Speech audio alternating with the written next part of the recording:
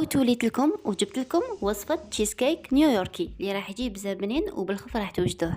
مورفه نجيب لكم تشيز كيك بلا طياب. هاد تشيز كيك لازم يطيب في الفرن، راح يجي بزاف هايل. تبعوا معايا المقادير وكيفيه التحضير. راح نجيبو 200 غرام بسكوي مطحون مع 100 غرام تاع الزبده. لازم تخيروا بسكوي يكون بنين.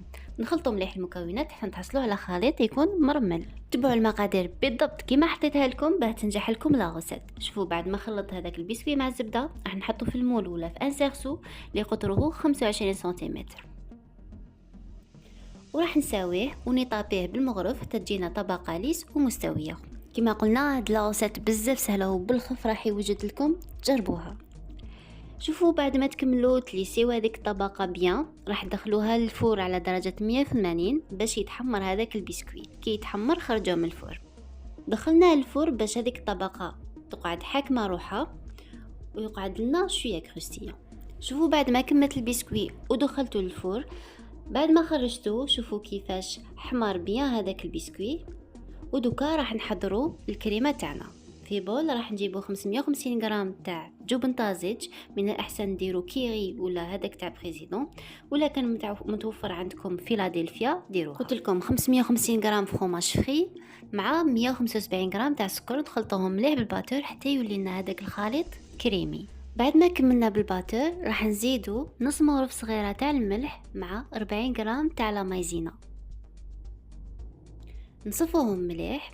ابخي راح نعاود نخلط كلش بالباتور. وكما العاده ما تنساوش ديروا لي جام وتابونيو وتبارطاجيو فضلا وليس امرا.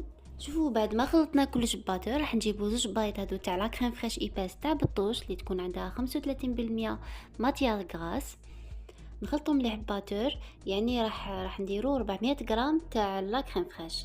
هذيك البطاط وزن 200 غرام، صافي درنا 400 غرام.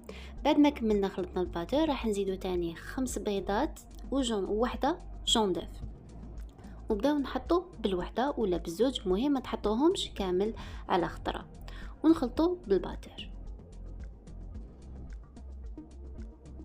وهذا وش فيها بركه راح نزيدو لها شويه زيت سيترون مع لافاني باش نحو كاع ريحه البيض. ومن الاحسن ديروا لاغون تاع لافاني هكا باش تضمنوا باللي ريحه البيض كاع ما تكونش. كما راكم تشوفوا زدت عصير تاع حبه ليمون، ونقعدوا نخلطوا كاش دقيقه ونكملوا مع لاباري تاعنا. وهذه هي الوصفه السهله كما شفتوها. بعد ما نكملوا نخلطوا راح نحطوها في المول تاعنا. كما شفتوا هنايا راني نسيت نحط لافاني، عاود حطيتها. ثم حطوها كي تبداو تحطوا لو زيت دو سيترون حطوا لافاني تاعكم. شوفوا كما راكم تشوفوا هنايا المول تاعي درت له بابي الومنيوم باسكو تشيز كيك تاعنا راح يطيب لو با مارين. بوغ سا راح نديرو البابي الومنيوم هكا باش ما يدخلناش الماء في التشيز كيك تاعنا. بعد ما كملت الالومنيوم دوكا راح نحط المول تاعي في سنيوه تكون كبيره على المول هذا، ونحط شويه ما في سنيوه كيما طيبوا الفلون.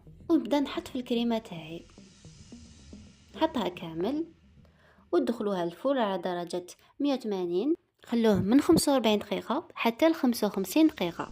كي تلحق 45 دقيقه تاع طياب حلوا الفرن تاعكم وحركوا المول تاعكم. اذا كانت الكريمه تاعكم تتحرك بزاف ما راحش حتتحرك بزاف بصح حتتحرك في كاع لي كوتي، معناتها مازال ما طابش التشيز كيك تاعكم. صح اذا كان الكريمه تاعكم تتحرك غير في الوسط معناتها خلاص التشيز كيك تاعكم راه طايب. ما تخلوش الكريمه تاعكم تحكم روحها مليح، راح يجيكم تشيز كيك ناشف بزاف.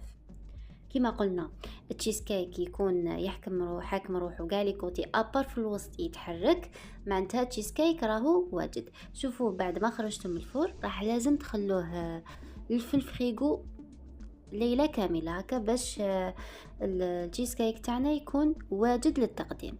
شوفوا بعد ما خليته ليله كامله شوفوا كيف جانا بزاف هايل. ما وريت لكمش كي قطعته راحت لي اللقطه. شوفوا كي قطعته راح ندير له لا كريم بيستاش من الفوق. هاد تشيز كيك نيويوركي معروف انه يديروا له الكونفي تاع الفريز لازم تكون سايله، ولا تقدروا تاكلوه هكذا، ولا ديروا له لا كريم بيستاش كيما انا درتو. ديروا الكريمه اللي تحبوها وراح يجيكم بزاف بنين.